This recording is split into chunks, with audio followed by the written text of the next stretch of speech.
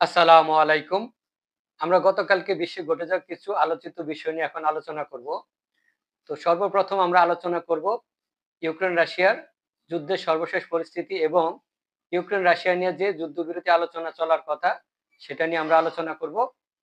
এর পাশাপাশি আমরা আলোচনা করব গাজার সর্বশেষ পরিস্থিতি এবং গাজা নিয়ে ইসরায়েলের যে কৌশলগত পরিকল্পনা, সেগুলো নিয়ে আমরা আলোচনা করব। আর এই পাশাপাশি আমরা ইরানের পরিকল্পনা নিয়েও আলোচনা করব। তো সর্বপ্রথম আমরা ইউক্রেন দিয়ে শুরু করতেছি। তা আসলে আমরা জানি আজকে সৌদি আরবে ইউক্রেন এবং রাশিয়ার যে যুদ্ধ চলতেছে সেটার একটা যুদ্ধবিরতি আলোচনা হওয়ার কথা রয়েছে। ইতিমধ্যেই সৌদি আরবে রাশিয়ার প্রতিনিধি দল এবং যুক্তরাষ্ট্রের প্রতিনিধি দল সেখানে উপস্থিত হয়েছে। রাশিয়ার পক্ষ থেকে রাশিয়ার পররাষ্ট্রমন্ত্রী সের্গেই ল্যাভরভ এবং কিছু কর্মকর্তা উপস্থিত হয়েছেন সৌদি আরবে এবং যুক্তরাষ্ট্রের পক্ষ থেকে যুক্তরাষ্ট্রের পররাষ্ট্রমন্ত্রী মার্কো রুবিও এবং ডোনাল্ড ট্রাম্পের দূত কেট কেল সেখানে উপস্থিত হয়েছেন এবং পাশাপাশি আরো কিছু কর্মকর্তা সেখানে উপস্থিত হয়েছেন। এখন এত দেশ থাকতে কেন সৌদি আরবকে তারা বেছে নিয়েছে? আসলে সৌদি আরব বর্তমান সময়ে পরাশক্তিদের সাথে তাল মিলিয়ে চলতেছে এবং তাদের সাথে মিত্রতা বজায় রাখছে এবং একই সাথে যুক্তরাষ্ট্র, চীন, রাশিয়ার সাথে তারা কিন্তু বন্ধুত্ব রেখে চলতেছে। আর সেজন্যই এই আলোচনার জন্য রাশিয়া এবং যুক্তরাষ্ট্র সৌদি আরবকেই নির্বাচন করেছে। আর আরেকটা নেতিবাচক খবর হচ্ছে এর সাথে, সেটা হচ্ছে যে এই আলোচনায় ইউক্রেনকে ছাড়াই আলোচনা হবে। আর গতকালকে সংযুক্ত আরব আমিরাতে সফরকালে ইউক্রেনের প্রেসিডেন্ট ভলোদিমির জেলেনস্কি সোজা সহজ একবারে সাফ বলে দিয়েছেন যে ইউক্রেন এই আলোচনায় অংশগ্রহণ করবে না, কারণ তাদেরকে আগে থেকে তেমন কিছুই জানানো হয়নি। আর এমনই এর কারণে তিনি আসলে ক্ষোভে বলুক আর এমনি বলুক, তিনি সরাসরি বলেছেন যে সৌদি আরবে যে রাশিয়া এবং ইউক্রেন যুদ্ধ নিয়ে আলোচনা হবে সেখানে ইউক্রেন থাকবে না। আর এমন একটা প্রতিবেদন প্রকাশিত হয়েছে আল জাজিরা।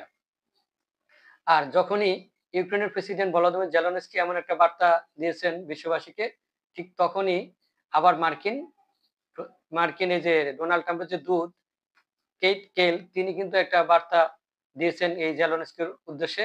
সেটা হচ্ছে যে তিনি কালকে বেলজিয়ামের রাজধানী ব্রাসেলসে নেটোর একটা মানে প্রোগ্রাম হয়েছিল, সেখানে নেটোভুক্ত সদস্যরা উপস্থিত ছিল। তখন সাংবাদিকরা যখন তাকে প্রশ্ন করেছেন ইউক্রেন রাশিয়ার এই যুদ্ধবিরতির আলোচনা নিয়ে, তখন তিনি বলেছেন যে এই কিয়েভের উপর কোনো কেউই কোনো রকম শান্তি চুক্তি চাপিয়ে দিবে না, সেটা একটা আলোচনার মাধ্যমে সিদ্ধান্ত আসবে। আর জেলেনস্কি যেটা বলেছে, আসলে ইউক্রেন সেখানে উপস্থিত না থাকলেও ওখান থেকে কোনো একটা সিদ্ধান্ত জেলেনস্কিকে সাথে পরামর্শ ছাড়া চূড়ান্ত করা হবে না। তার মানে সৌদি আরবে যে একটা আলোচনা হচ্ছে সেটা একবারে চূড়ান্ত সিদ্ধান্ত বা আলোচনা নয়। আর এর বাইরে কিন্তু আমরা গতকালকেও দেখছি যে এই রাশিয়া কিন্তু এই ইউক্রেনের পূর্বাঞ্চলে তার হামলা আরো বাড়িয়ে দিয়েছে। তারা ইতিমধ্যে কিন্তু তাদের যে একটা হামলার পরিমাণটা দিনকে দিন বৃদ্ধি করে দিচ্ছে, এমনটাই একটা দাবি করেছে ইউক্রেনের এক সামরিক কর্মকর্তা। তিনি বলেছেন রাশিয়া আগের তুলনায় অনেক বেশি হামলা চালাচ্ছে ইউক্রেনে। যেমন গতকালকে এই রাশিয়ার সেনাদের সাথে ইউক্রেনের সেনাদের ২৬৭ বার সংঘর্ষ হয় এবং তার আগের দিন রাশিয়া এবং ইউক্রেনের সেনাদের ২১৭ বার সংঘর্ষ হয়, এমনটাই তিনি দাবি করেছেন। তিনি আরো দাবি করেছেন যে আগে কিন্তু এত বেশি সংঘর্ষ হতো না। আগে সর্বোচ্চ ১০০ বার সংঘর্ষ হতো বা তার চেয়ে হয়তোবা আরো কিছু কম হতো। আর এমন একটা প্রতিবেদন প্রকাশিত হয়েছে রয়টার্সে। আর আমরা যদি গাজার পরিস্থিতি নিয়ে কথা বলি, আসলে গাজায় যদিও যুদ্ধবিরতি কার্যকর রয়েছে, কিন্তু তারপরও ইসরায়েল কিন্তু প্রতিনিয়ত সেখানে বাড়িঘর ধ্বংস করতেছে বা বিভিন্ন স্থাপনাকে কেন্দ্র করে হামলা চালাচ্ছে। গতকালকেও তারা কিন্তু এই যে গাজায় যে রাফা সীমান্ত রয়েছে, সেই রাফা সীমান্তের আশেপাশে বিভিন্ন শহরে ইসরায়েল কিন্তু বাড়িঘর ধ্বংস করতেছে বিভিন্ন সন্দেহমূলক কার্যকলাপকে অজুহাত দেখিয়ে, এবং সেই যে ধ্বংসযজ্ঞের বিভিন্ন চিত্র কিন্তু একবারে স্যাটেলাইটে উঠে এসেছে। এমন একটা প্রতিবেদন প্রকাশিত হয়েছে আল জাজিরায়। সেখানে আরো বলা হয়েছে যে এই ১৯শে জানুয়ারিতে যে যুদ্ধবিরতি হয়েছে, তারপরও কিন্তু সেখানে ইসরায়েল প্রতিনিয়ত টুকটাক হামলা করে চলেছে। যদিও হতাহতের ঘটনা কিছুটা কম ঘটতেছে, কিন্তু এখন বাড়িঘর বা কাঠামো ধ্বংস হচ্ছে। আর গতকালকেও কিন্তু ১৯ জন ইসরায়েলি জিম্মিদেরকে মুক্তি দিয়েছে হামাস।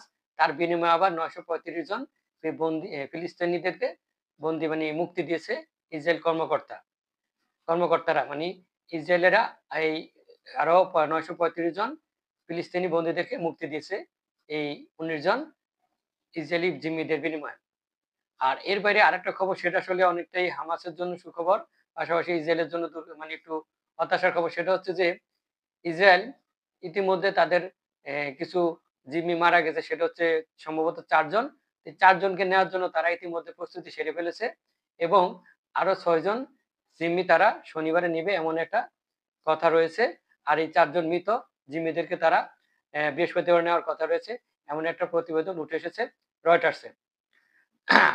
এর পাশাপাশি আমরা আসলে অনেকে জানি যে ডোনাল্ড ট্রাম্প একটা সরাসরি ঘোষণা দিয়েছে যে তিনি গাজা দখলের একটা মানে পরিকল্পনা করতেছে না, মানে মূলত গাজা থেকে এই গাজাবাসীদেরকে দূরে সরিয়ে দেওয়ার একটা পরিকল্পনা করতেছে। তো বিশ্ববাসী বা বিশ্ব বিশ্লেষকেরা মনে করতেছে ডোনাল্ড ট্রাম্প একটা কৌশলে গাজাটা দখল করতে চাচ্ছে। আর সেই দখলকেই আবার গতকালকে ইসরায়েলি প্রধানমন্ত্রী বেনিয়ামিন নেতানিয়াহু স্বাগত জানিয়েছে এবং তিনি বলেছেন যে ডোনাল্ড ট্রাম্পের এই পরিকল্পনাকে তিনি সম্মান দেখাচ্ছেন। পাশাপাশি তিনি এই ডোনাল্ড ট্রাম্পের পরিকল্পনা বাস্তবায়নের জন্য তিনি দৃঢ় অঙ্গীকারবদ্ধ বা প্রতিশ্রুতিবদ্ধ। অর্থাৎ তিনি চাচ্ছেন যে সেই পরিকল্পনাটা দ্রুতই বাস্তবায়ন হোক, সেটার জন্য আমেরিকার সহযোগিতা নিয়ে তিনি সেটা বাস্তবায়ন করতে ইচ্ছুক। এমন একটা প্রতিবেদন প্রকাশিত হয়েছে রয়টার্সে। আর এর বাইরে আরেকটা খবর আমরা জানি, সেটা হচ্ছে যে ইতিমধ্যে কিন্তু এই যে কি জানি বলে গাজাবাসীদেরকে এই ইসরায়েলের পক্ষ থেকে গাজাবাসীদেরকে গাজা থেকে মানে চলে যাওয়ার জন্য স্বেচ্ছায় একটা কর্মসূচি গ্রহণ করেছে। আর সেটার জন্য ইসরায়েল তাদের একটা আলাদা একটা অধিদপ্তর গঠন করেছে এবং তার মাধ্যমে সবাইকে উৎসাহ দিচ্ছে যে তারা যদি স্বেচ্ছা যায় তাদেরকে হয়তোবা ওনারা সুন্দরভাবে এক জায়গায় স্থাপন করে দিবে বা এক জায়গায় পাঠিয়ে দিবে, সুন্দরভাবে তাদেরকে নিরাপদ জায়গায় তারা পাঠিয়ে দিবে, এমন একটা কার্যক্রম তারা শুরু করতে যাচ্ছে। আর এমন একটা খবর বিশ্ব গণমাধ্যমে উঠে এসেছে। আর এর বাইরে আমরা যদি দেখি, ইরান কিন্তু কালকে একটা কড়া বার্তা দিচ্ছে যুক্তরাষ্ট্র এবং ইসরায়েলকে। সেটা বলেছে যে ইরানের এক সামরিক কর্মকর্তা তিনি বলেছেন যে তারা যে পারমাণবিক যে কর্মসূচি সেটা তারা অব্যাহত রাখবে এবং সেটা রাখার প্রতি তারা দৃঢ় অঙ্গীকারবদ্ধ। এবং তিনি সেখানে আরো বলেছেন যে কোনোভাবেই ইসরায়েল এবং যুক্তরাষ্ট্র তাদের কোনো ক্ষতি করতে পারবে না এবং কোনোভাবেই তাদের এই যে পারমাণবিক কার্যক্রম তারা ব্যাঘাত ঘটাতে পারবে না, সেটা নিয়ে তারা কোনো চিন্তিত নয়। তারা মনে করে যে খুব দ্রুতই তাদের এই পারমাণবিক কর্মসূচি তারা আরো বৃদ্ধি করতে পারবে এবং তারা এটাতে সফলতা অর্জন করতে পারবে। তো দেখি সর্বশেষ কি হয়, ইরানের এই কবে পারমাণবিক মানে বোমার তৈরির ঘোষণা দেয় ইরানের পক্ষ থেকে বা বিশ্ববাসী তার কি প্রতিক্রিয়া জানায়। পাশাপাশি এই যে ইউক্রেন রাশিয়া যুদ্ধ কবে আসলে বন্ধ হয়।